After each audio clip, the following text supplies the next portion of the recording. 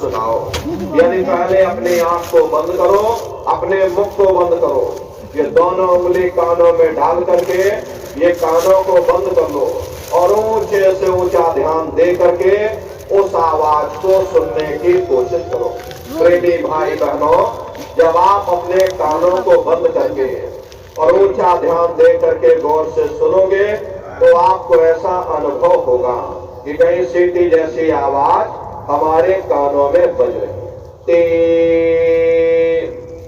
इस तरह से सीटी जैसी आवाज शुरू में आप सभी को सुनाई पड़ेगी। करना कुछ नहीं है, लेटे हो चाहे बैठे हो, बस आप उस आवाज को सुनते रहना और सुनते सुनते उसी में लीन हो जाओ। जब आप उसमें लीन हो जाओगे तो कुछ समय बाद में दोबारा आपको अनुभव होगा कि कहीं बड़ी दूर से एक महीन आवाज, घंटे और शंख की आवाज हमारे कानों में बज रही। जैसे मंदिरों में घंटियां बजती हैं, टन टन टन, तो बाहर तो आपने नकल किया। महात्माओं ने कहा था ये शरीर तुम्हारा सच्चा हरि मंदिर है। इसी हरि मंदिर के अंदर 24 घंटे वो घंटे और शंख की आवाज गूंज रही। उसी घंटे शंख की आवाज को महात्माओं ने शब्द कहा।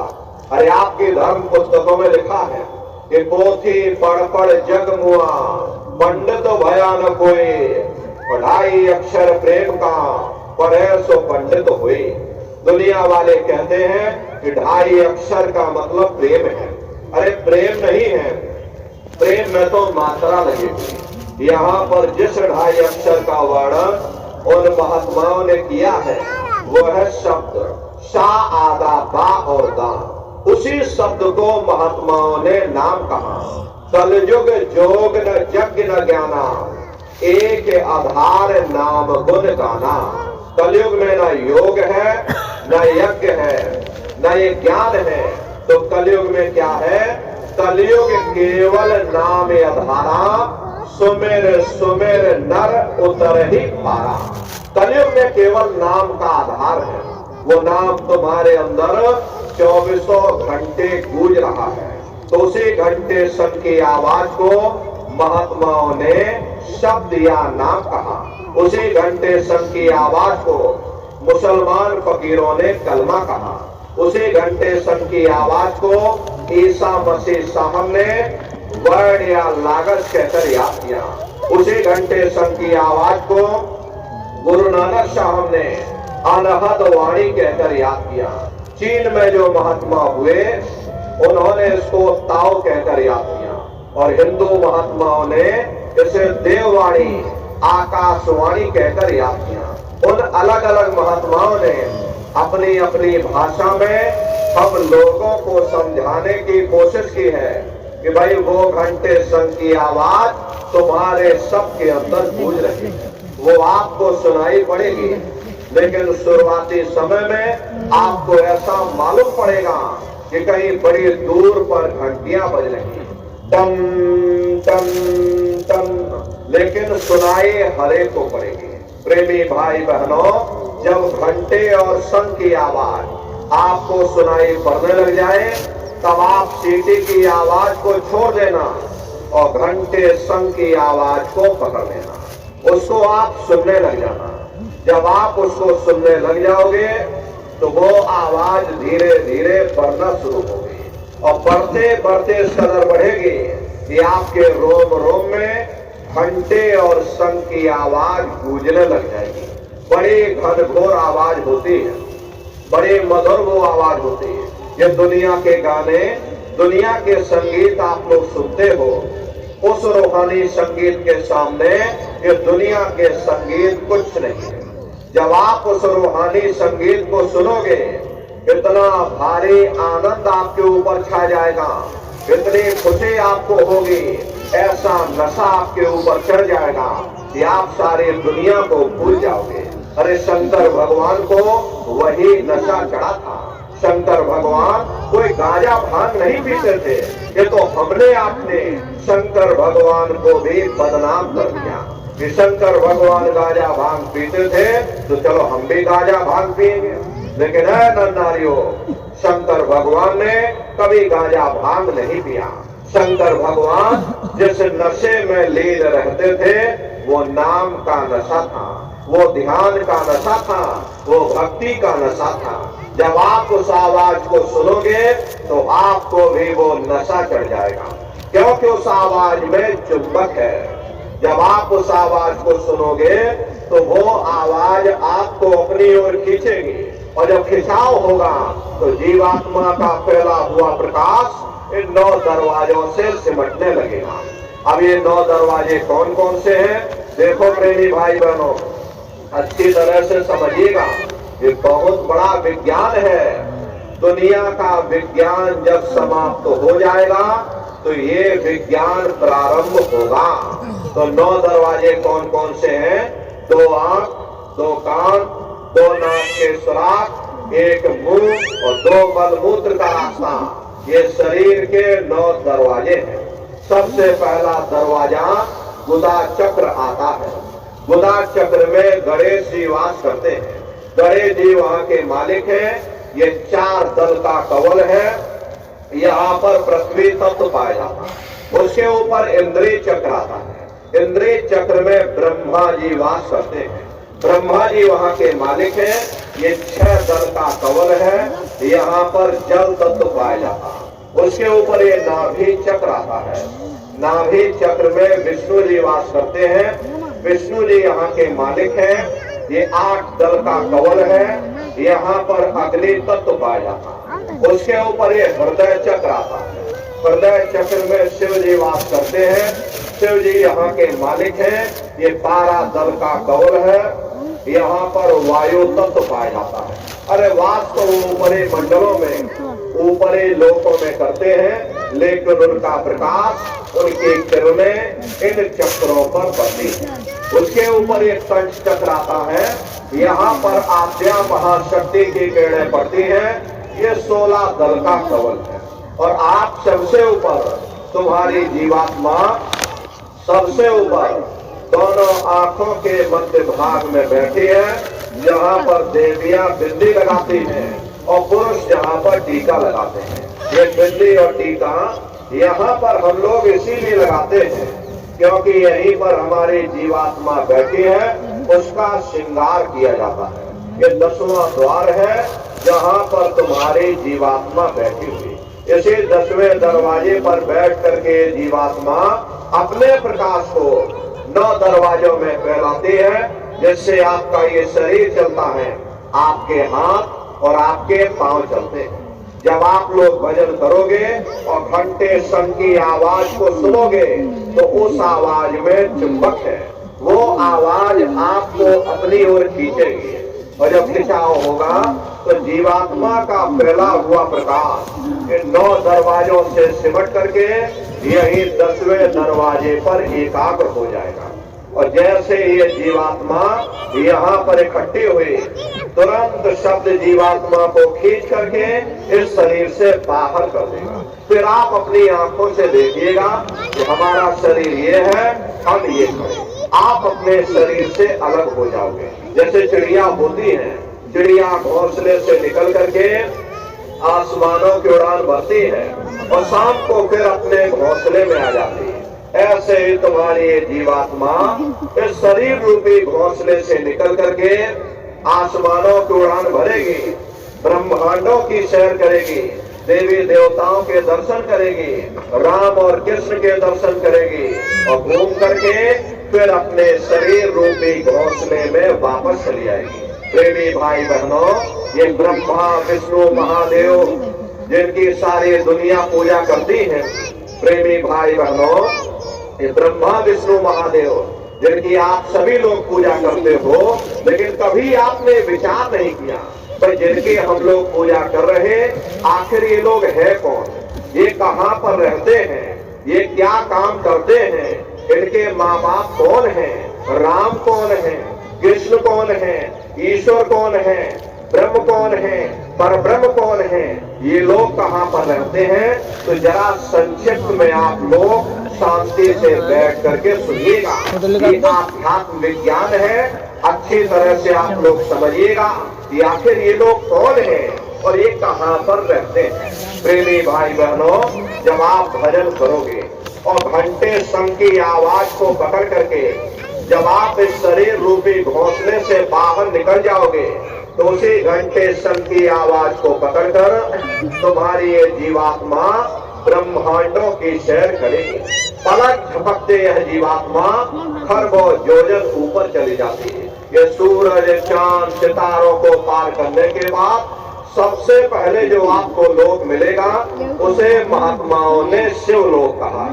शिवलोक वो तमोगुणी स्थान है, वहाँ के मालिक शिव जी हैं, वो पार्वती जी के साथ उस लोक में विराजमान है। और शिव जी का दर्शन करने के बाद फिर जब आप ऊपर चढ़ोगे उसी के ऊपर ब्रह्मा जी का लोक मिलेगा। ब्रह्मा जी का लोक वो रजोगुणी स्थान है, वहाँ के मालिक ब्रह्मा जी हैं, वो गायत्री सावित्री और सरस्वती के साथ उस लोक में विराजमान है। और ब्रह्मा जी का दर्शन करने के बाद फिर घंटे और शंख की आवाज को पकड़ करके फिर जब आप ऊपर चढ़ोगे उसी के ऊपर विष्णु लोक आएगा। घंटे शंख की आवाज को पकड़ करके रखना पड़ता है।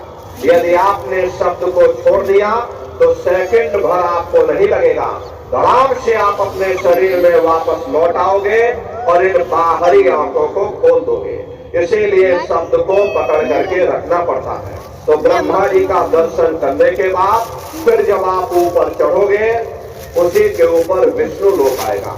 विष्णु लोक वो सतोगुणी स्थान है, वहाँ के मालिक विष्णु जी हैं, उनका बड़ा मनमोहक स्वरूप है।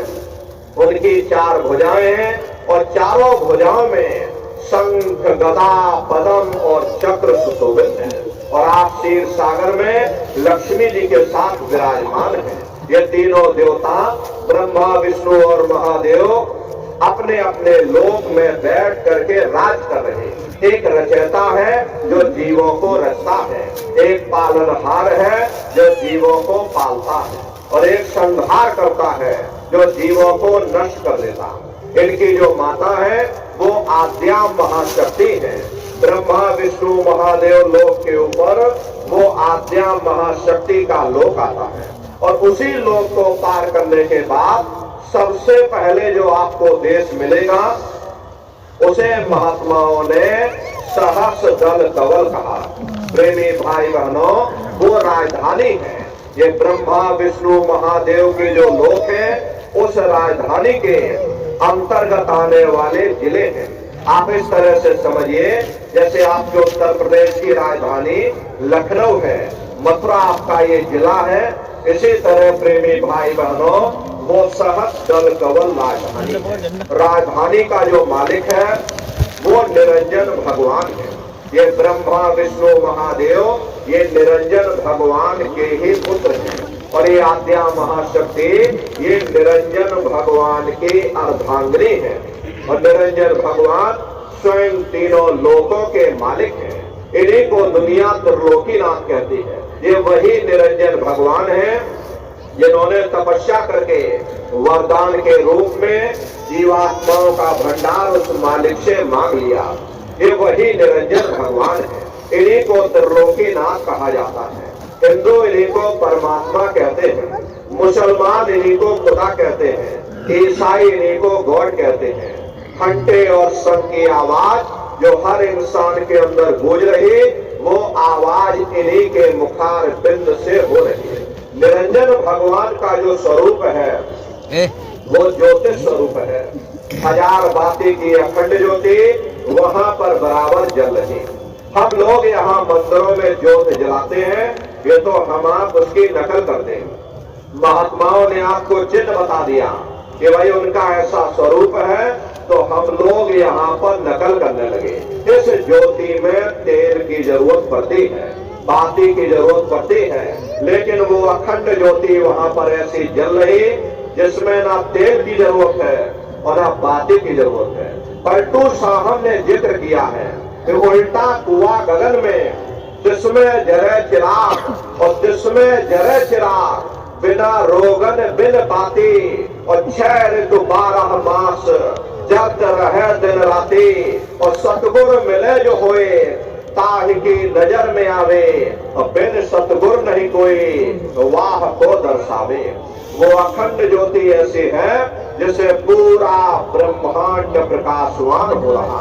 जितनी भी अवतारी शक्तियां आई, राम आए, राम को वहीं से नीचे उतारा गया।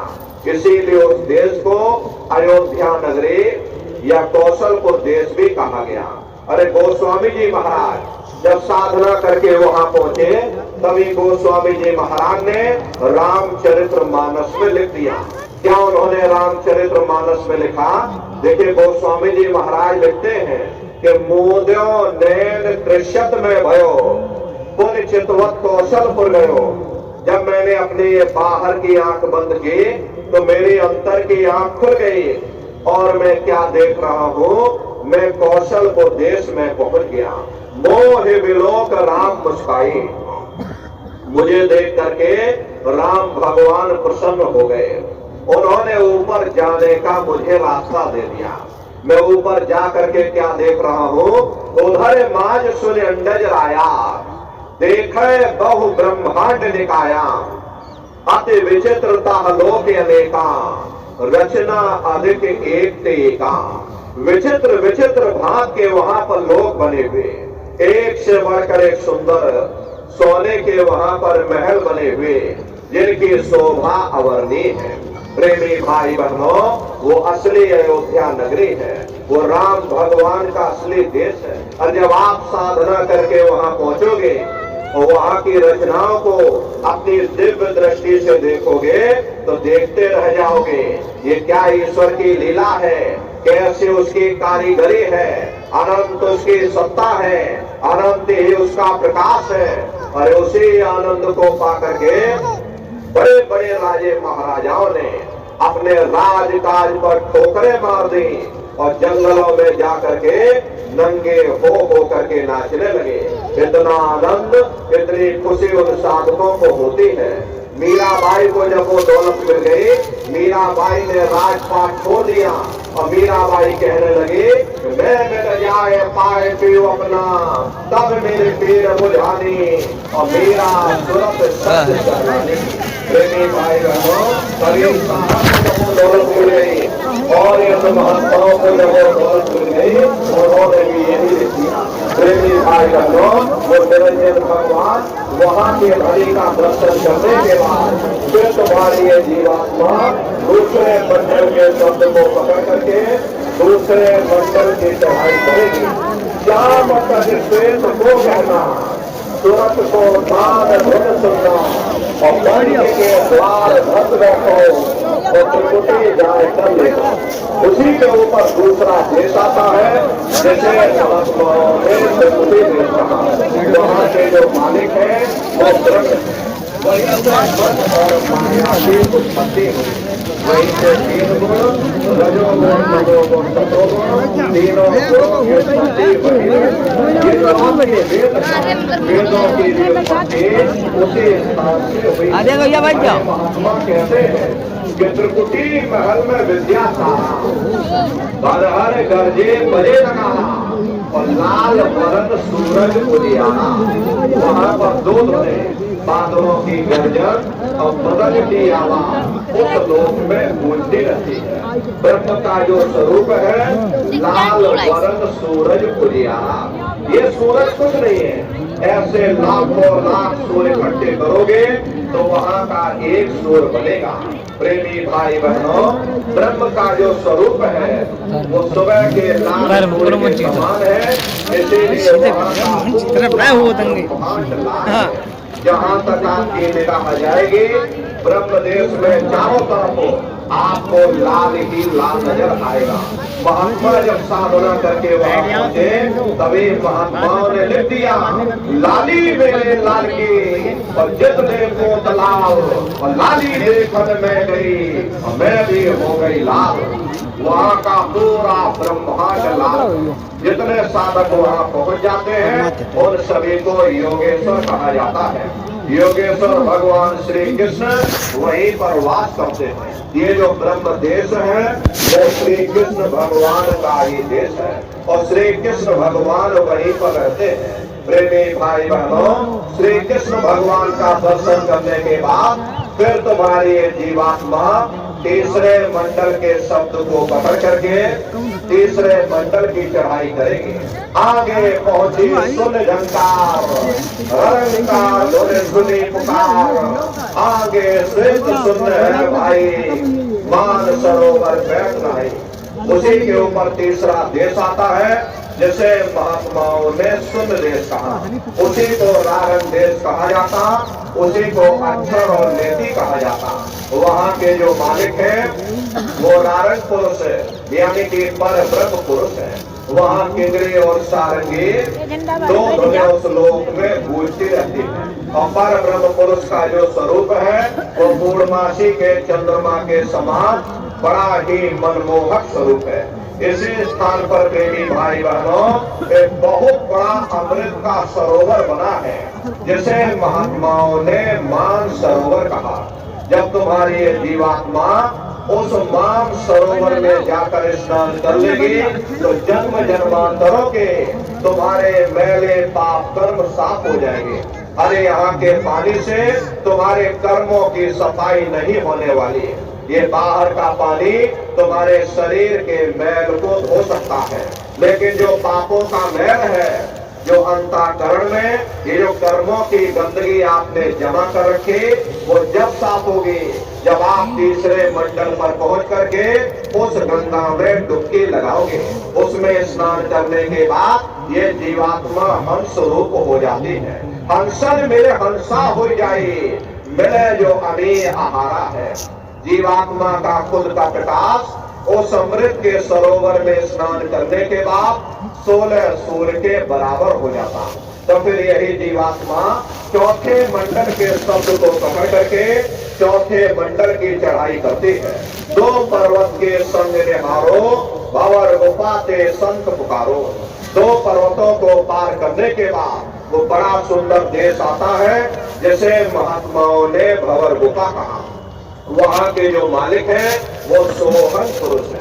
वहाँ बंशी यानी मुरली की मधुर ध्वनियां सदा उस लोक में उच्चारण होती रहती है और सोहन पुरुष का जो स्वरूप है वो दोपहर के सूर्य के समान महाप्रकाशवान स्वरूप है। स्वरूप में अंतर है। पहले स्थान पर निरंजन भगवान का जो स्वरूप है वो ज्योतिष स्वरूप है। दूसरे स्थान पर ब्रह्म का जो स्वरूप है वो सुबह के लाल सूर्य के समान है। तीसरे स्थान पर पार ब्रह्म का जो स्वरूप है वो पूर्णमासी के चंद्रमा के समान है। चौथे स्थान पर सोहन पुरुष का जो स्वरूप है वो दोपहर के सूर्य के समान महाप्रकाशवान स्वरूप है। वहाँ के धनी का दर्शन करने के बाद ताके परे धाम सतनामा और 3 बजे सतलोक ठिकाना। सोहन देश के ऊपर वो 5वां देश आता है जैसे महात्माओं ने सचखंड देश कहा। वो सचखंड देश अजर अमर अविनाशी सदा एक रस रहने वाला देश है। वहाँ न काल है, न कर्म है, न दुख है, न संताप है, न पुण्य है, न पाप है। जो जीवात्माएं वहाँ पर पहुंच जाती हमेशा के लिए जन्म मरण के बंधनों से आजाद हो जाती। वहाँ के जो मालिक हैं वो सत्पुरुष भगवान हैं जिनके रोम रोम में खरबों खरब सूरज चांद सितारे प्रकाशमान। वही हमारे आपके सच्चे मालिक हैं, वही हमारे आपके सच्चे पिता हैं। अरे हमको आपको वहीं से नीचे उतारा गया और फिर शब्द को पकड़ करके शब्द शब्द पौड़ी पर चढ़कर और पहुंचो सचखंड सतनाम। तो शब्द कब पकड़ में आएगा? जब आप लोग भजन करोगे। और भजन कैसे किया जाएगा? जब अच्छी तरह से समझ लो, ये आंख और कान को बंद करिएगा, दोनों उंगली कानों में डाल करके ये कानों को बंद कर लीजिएगा और अंतर में ध्यान से सुनिएगा। शुरू में सीटी जैसी आवाज आप सभी को सुनाई पड़ेगी। करना कुछ नहीं है, लेटे हो चाहे बैठे हो, बस आप उस आवाज को पकड़ लेना, उसको सुनते रहना, सुनते सुनते उसी में लीन हो जाओ। जब आप उसमें लीन हो जाओगे तो कुछ समय बाद में दोबारा आपको अनुभव होगा कि कहीं बड़ी दूर से एक महीन आवाज, घंटे और शंख की आवाज हमारे कानों में बज रही, और जब घंटे शंख की आवाज आपको सुनाई पड़ने लग जाए तब आप सीटी की आवाज को छोड़ देना और घंटे शंख की आवाज को पकड़ लेना।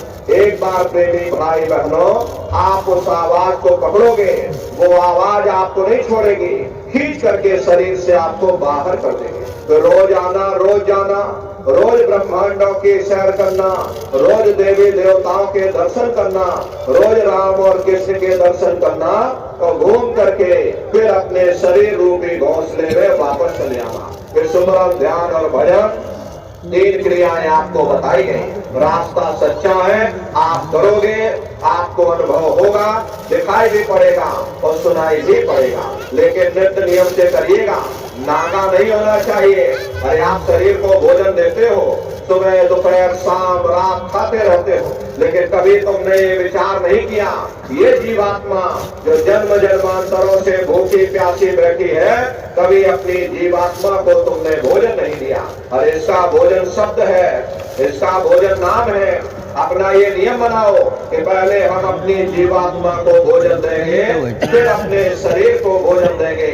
अगर ये नियम आपका बन गया तो तुम्हारा लोक भी बन जाएगा और परलोक भी बन जाएगा। प्रेमी भाई बहनों, मालिक को पाने के लिए तुम्हें घर बार छोड़ने की जरूरत नहीं है, तुम्हें समाज छोड़ने की जरूरत नहीं है, तुम्हें जात बिरादरी बदलने की जरूरत नहीं है। के झगड़े ये हमारे अपने बिल्कुल नहीं है, ये सिर्फ हमारे भैया। हेलो, आप अपने विचार करिएगा। जब गुरु नानक साहब नहीं आए थे तब कोई सिख नहीं था, जब मोहम्मद साहब नहीं आए थे तब कोई मुसलमान नहीं था, जब ईसा मसीह साहब नहीं आए थे तब कोई ईसाई नहीं था। और पीछे लौटते चले जाओ तो केवल मनुष्य ही मनुष्य रह जाते। ये रगड़े झगड़े किसने पैदा किए? ये हमने आपने पैदा किए। अरे कोई भी महात्मा यहाँ पर आकर के ना कोई कौम बनाने आता, ना कोई मजहब चलाने आते, ना ही आप हमारे हाथों में ये डंडे और तलवारें देने के लिए आते। अरे आप तो सच्चा मार्ग, सनातन मार्ग समझाने के लिए इस धरा भूमि पर शरीर रूप में अवतरित होते हैं। जाति पाति पूछे नहीं कोई, हर का वजह तो हर का हुई। लोग यहाँ जात पात बनाते बनाते मर गए, लेकिन नारियों, जब तुम्हारी ये जीवात्मा इस मनुष्य रूपी चोले को छोड़ करके ऊपर धर्मराज की कचहरी में पहुंचेगी, वहां न तुमसे ये पूछा जाएगा कि भाई तुम किस जाति के हो, या तुम किस कौम के हो, या तुम किस मजहब के हो, तुम हिंदू हो या मुसलमान हो, तुम हिंदुस्तान से आए हो या तुम पाकिस्तान से सीधे चले आ रहे। अरे वहाँ तुम्हारे कर्म देखे जाएंगे, भक्ति भाव देखा जाएगा, मालिक से मिलने का प्रेम और प्यार देखा जाएगा। इसीलिए महात्मा कहते हैं भाई मालिक को पाने के लिए तुम्हें जात बिरादरी बदलने की जरूरत नहीं है, तुम्हें समाज छोड़ने की जरूरत नहीं है, तुम्हें घर परिवार छोड़ने की जरूरत नहीं है, तुम्हें बाल बच्चे छोड़ने की जरूरत नहीं है, तुम्हें जंगलों पहाड़ों में भटकने की जरूरत नहीं है, तुम्हें साधु सन्यासी और बाबा बनने की जरूरत नहीं। अरे भाई तुम अपने अपने घर परिवार में रहो, अपने अपने बाल बच्चों के साथ रहो, अपने अपने समाज में रहो, समाज की रीत नीति के अनुसार रहो, मेहनत और ईमानदारी से काम करो और 24 घंटे में घंटा 2 घंटा अपनी जीवात्मा के कल्याण के लिए सुरत शब्द नाम की कमाई यानी सुमरन ध्यान और भजन करिएगा। यही दौलत तुम्हारे काम आएगी, बाकी सब यही पड़ा रह जाएगा। सुई की एक नोक भी तुम्हारे साथ में जाने वाली नहीं है। अरे बड़े बड़े राजे महाराजे आए, सारी जिंदगी उन्होंने ये किला बनाते बनाते गुजार दिया। आज उनके किलों को जाकर देखिए, आज खंडहर बने पड़े हुए। विश्व विजेता सिकंदर सारी दुनिया पर राज करने का ख्वाब देखता था, अरे वो भी मुट्ठी खोल करके चला गया। तो क्या साथ लेकर के जाएगा? जो चीज तुम्हारे साथ में जाने वाली है वो केवल परमात्मा की भक्ति है। इसलिए प्रेमी भाई बहनों, अरे वो दौलत कमा लो जो अंत समय में तुम्हारे काम आवे, वरना ये समय तुम्हारा निकलता जा रहा। इस 100 की पूंजी ये दिन प्रतिदिन कम होती जा रही। एक समय ऐसा आएगा ये बुलबुला तुम्हारा फूट जाएगा, फिर ना जाने ये मनुष्य शरीर तुमको मिले ना मिले। अरे भटकते रह जाओगे युगों युगों के लिए उन नरकों और चौरासियों में। इसलिए प्रेमी भाई बहनों, अहो भाग्य है आपका, आपको ये मनुष्य शरीर मिल गया। इस मनुष्य शरीर में बैठ करके वो आत्मधन कमा लो, वो रूहानी खजाना कमा लो, जिससे तुम्हारी जीवात्मा का कल्याण हो जाए। तो सुमरन, ध्यान और भजन नित्य नियम से आप लोग करिएगा और सभी लोग शाकाहारी रहना, क्योंकि हमारे गुरु महाराज ने शाकाहार पर विशेष जोर दिया है। गुरु महाराज हमारे कहते थे, बच्चे बच्चियों तुम लोग शाकाहारी रहना, शाकाहार का प्रचार करते रहना, इसी से देश और दुनिया में भारी परिवर्तन होगा। प्रेमी भाई बहनों, परिवर्तन कोई कानून बनाने से नहीं होता, परिवर्तन कोई आंदोलन करने से नहीं होता, परिवर्तन कोई तोड़ फोड़ करने से नहीं होता। अरे परिवर्तन तब होता है जब लोगों के विचार बदलते हैं, लोगों की भावनाएं बदलती हैं, और विचार जब बदलेंगे जब लोगों का खान पान शुद्ध होगा। देसी कहावत है, पर जैसा खाए अन्न वैसा होए मन। जब इंसान पशुव्रती भोजन करेगा तो उसकी बुद्धि स्वतः ही पशुओं जैसी हो जाएगी, सोच विचार उसका चिंतन स्वतः ही पशुओं जैसा हो जाएगा। फिर जिस शराब के नशे में माँ बहन बेटी की पहचान खत्म हो जाए, उस शराब को पी करके यह कैसे पता चलेगा कि क्या अच्छा और क्या बुरा है। यही कारण है कि आज भर समाज में ये दुनिया भर के रगड़े झगड़े, दुनिया भर के अत्याचार और दुनिया भर के व्यभिचार फैले हुए। अरे हम लोग देखो मंदिर बनवाते हैं, उन मंदिरों में नहा धो करके जाते, कहते भाई परमात्मा के रहने की जगह है, हमको नहा धो करके जाना चाहिए, फूल अगरबत्ती ले जाना चाहिए। कोई उन मंदिरों में कूड़ा कचरा नहीं डालता। अगर कूड़ा कचरा डालोगे तो आपस में लाठियां चल जाएंगी। फिर ये जो हरि मंदिर है, ये पंच भौतिक शरीर जिसे महात्माओं ने हरि मंदिर कहा, और इसमें तुम हार मांस के लोथड़े डालते हो, इसमें तुम शराब के कतरे डालते हो। अपने बनाए हुए मंदिर की तुम कदर करोगे और परमात्मा के बनाए हुए इस हरि मंदिर को तुमने जीते जी कब्रिस्तान बना दिया तो सख्त सजा मिलेगी। दिल भर मच्छी खाए के कोट गऊ दे दान, और काशी करवट जा मरे और निश्चय नरक निदान। यदि दिल भर भी मच्छी खा करके चाहे कोटान कोट तुम गऊओं का दान करो और काशी में जा करके और मत्था रगड़ते रगड़ते अपनी पूरी जिंदगी वहां पर गुजार दो, फिर भी तुमको तुम्हारे गुनाहों की सजा मिलेगी, कोई बच नहीं सकता। क्योंकि ये कर्म भूमि है, यहाँ तुम जैसा कर्म करोगे वैसा फल तुमको मिलेगा। देखिए इस कर्म भूमि पर कृष्ण भगवान तक नहीं बच पाए। उस समय बाली को छिप करके बाण मारा था, वही बाली कृष्ण अवतार में बहेलिया बन करके आ गया, और कृष्ण भगवान के पैरों में पदम चमकता था और हिरण की आंख समझ करके और बहेलिये ने निशाना मार दिया।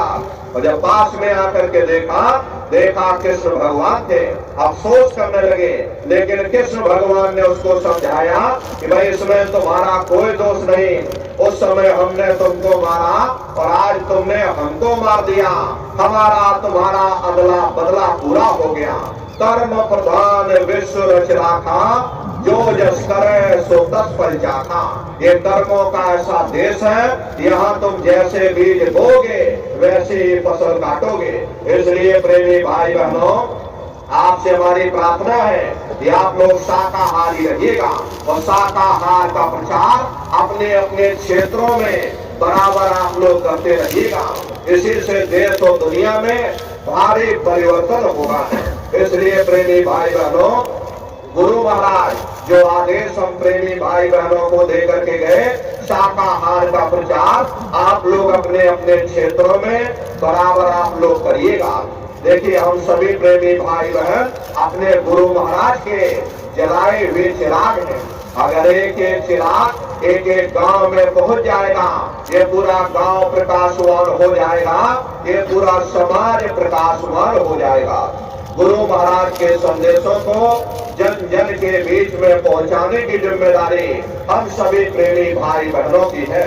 इसलिए प्रेमी भाई बहनों, आपसे हमारी ये प्रार्थना रहेगी कि आप सभी लोग अपने अपने गांव में, अपने अपने न्याय पंचायत स्तर पर, अपने अपने ब्लॉकों में, अपने तहसील पर सामूहिक रूप से इकट्ठे होकर के और शाकाहारी का प्रचार जोर शोर के साथ में करिएगा।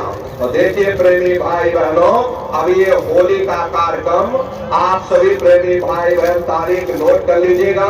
24, 25, 26 मार्च ये होली का कार्यक्रम मथुरा आश्रम पर मनाया जाएगा। प्रेमी भाई बहनों, तारीख आप लोग लिख लीजिएगा और जो प्रेमी भाई बहन नहीं आए उनको भी आप लोग सूचना दीजिएगा। और आप सभी प्रेमी भाई बहन होली के अवसर पर पधारिएगा, अपने अपने बच्चों को भी साथ में लेकर के आइएगा। हम लोग ये सोचने लगते हैं, अरे बच्चों को क्या करेंगे ले जाकर, ये बच्चे छोटे हैं, इनको घर में रहने दो, इनको पढ़ाई लिखाई करने दो, अभी इनकी पढ़ाई लिखाई की उम्र है, ये सत्संग सुनना और ये भजन पूजा पाठ करना ये तो हम लोगों का काम है। फिर बच्चों को घर पर पढ़ने लिखने दो। प्रेमी भाई बहनों, यहीं पर हम आप धोखा खा जाते हैं। अरे पढ़ाई लिखाई जरूरी है, हम आपकी ये बात मानते हैं कि आज के समय में शिक्षा बहुत जरूरी है। और हमको भी गुरु महाराज ने पढ़ाया लिखाया, ऐसी बात नहीं है प्रेमी भाई बहनों, लेकिन पढ़ाई लिखाई के साथ साथ शिक्षा भी जरूरी है। इसलिए प्रेमी भाई बहनों, आपसे हमारी प्रार्थना है कि आप सभी प्रेमी भाई बहन होली के अवसर पर अपने बच्चों को भी लेकर के आइएगा। हम लोग ऐसी गलती कर देते हैं, ऐसी गलती आप लोग मत करिए।